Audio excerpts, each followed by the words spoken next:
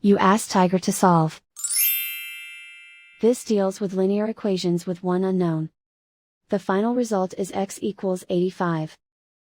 Let's solve it step by step. Simplify the expression. Expand the parentheses.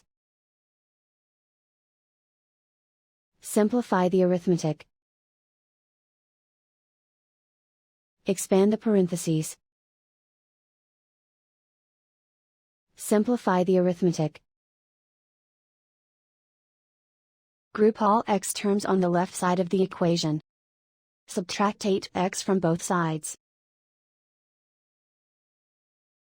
Group like terms. Simplify the arithmetic. Group like terms. Simplify the arithmetic. Group all constants on the right side of the equation.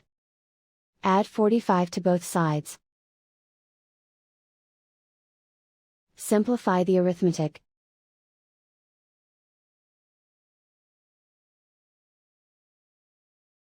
And so the final result is x equals 85.